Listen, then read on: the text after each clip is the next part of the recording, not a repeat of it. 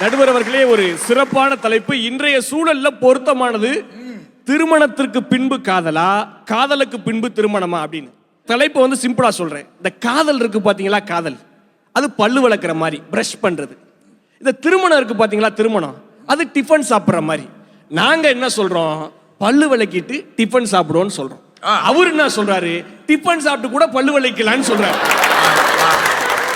இப்போ திருமணத்திற்கு முன்பு இருக்கக்கூடிய காதலுக்கும் திருமணத்திற்கு பின்பு இருக்கக்கூடிய காதலுக்கு என்ன வித்தியாசம் தெரியுங்களா? சொல்லுங்க. ஒரு நாளாவது இந்த பிள்ளைய பைக்ல ஏத்திட்டு போக மாட்டோமான்னு விருப்பப்பட்டா அது எங்களுடைய திருமணத்திற்கு முன்பு இருக்கக்கூடிய காதல். ஒரு நாளாவது இந்த பிள்ளைய வண்டியை விட்டு ஏத்தல அப்படின்னு சொன்னா அதுதான் திருமணத்திற்கு பின்பு இருக்கக்கூடிய காதல். திருமணம் பண்ணா இந்த கூத்து நடக்குமா? ஒரு நாளாவது வாயை திறந்து பேச மாட்டாளன்னு கேட்க மாட்டோமான்னு யோசிச்சா அது திருமணத்திற்கு முன்பு இருக்கக்கூடிய காதல்.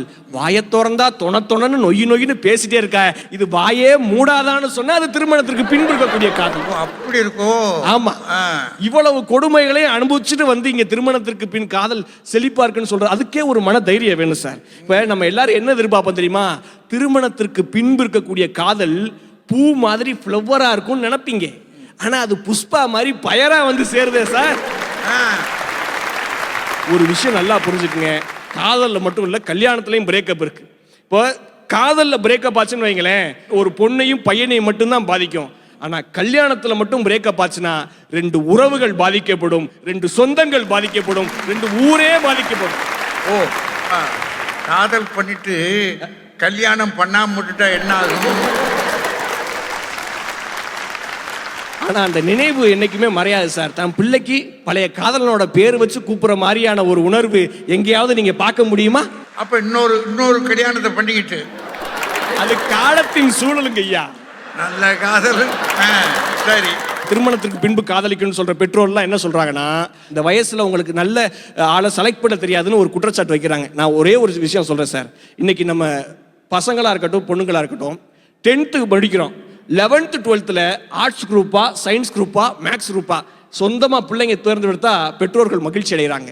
அதே 12th முடிச்ச உடனே ஆர்ட்ஸ் காலேஜா, சயின்ஸ் காலேஜா, மெடிக்கலா, லாவான்னு சொல்லி அந்த பொண்ணோ பையனோ சொந்தமா முடிவெடுத்தா பெருமைப்படுறாங்க. ஆனா 25 வயசுல எனக்கு இந்த பையனை பிடிச்சிருக்கு, எனக்கு இந்த பொண்ணை பிடிச்சிருக்குன்னு பிள்ளைங்க சொன்னா அது தப்புன்னு பெற்றோர்கள் கண்டிக்கிறாங்க. நான் ஒரே ஒரு கேள்வி தான் கேட்கிறேன். 25 வருஷம் 1/4 நூற்றாண்டு காலம் இந்த பூமியில சமுதாயத்துல வாழ்ந்த ஒரு பிள்ளைக்கு தன்னுடைய வாழ்க்கை துணையை கூட தேர்ந்தெடுக்கிற அளவுக்கு அறிவு இல்லைன்னா பிரச்சனை அவங்கள்ட்ட இல்ல, வளர்த்த பெற்றோர்களிடத்தில் இருக்கிறது என்பதை இந்த மேடையில சொல்றேன் சார். எனக்கு கிடைக்காத படிப்பு என் பிள்ளைக்கு கிடைக்கணும்னு பெற்றோர் நினைக்கிறாங்க. எனக்கு கிடைக்காத வேலை என் பிள்ளைக்கு கிடைக்கணும்னு நினைக்கிறாங்க. எனக்கு கிடைக்காத வசதி என் பிள்ளைக்கு கிடைக்கணும்னு நினைக்கிறாங்க. ஆனா எனக்கு கிடைக்காத காதல் என் பிள்ளைக்கு கிடைக்கணும்னு என்னைக்கு பெற்றோர்கள் நினைக்கிறாங்களோ அன்னைக்குதான் இந்த நாடு வல்லரசு ஆகும்னு சொல்லி ஒரே ஒரு செய்தி சார். வெற்றிமாறன் நம்ம எல்லாருக்கும் தெரியும். வெற்றிமாறன் ஒரு மிகச்சிறந்த டைரக்டர். அவரு வளராத காலத்துல ஒரு பொண்ணு காதலை சொல்லும் போது அந்த பொண்ணுகிட்ட சொல்றாரு, நான் சாதிக்கிறதுக்கு இன்னும் 10 வருஷம் ஆகும், ஒருவேளை 10 வருஷம் கழிச்சு நீ இதே காதலோட இருந்தீனா நான் திருமணம் செஞ்சுக்கிறேன். நம்ம காதல் என்னோட வெற்றியவோ உன்னோட வெற்றியவோ பாதலிச்சா அது காதல் இல்லைன்னு சொல்லிட்டு அவர் வெயிட் பண்றாரு. அந்த பொண்ணு வெயிட் பண்ணுது. 10 வருஷம் கழிச்சு 2 பேரும் ஒன்னா மனமொற்று கல்யாணம் பண்றாங்க.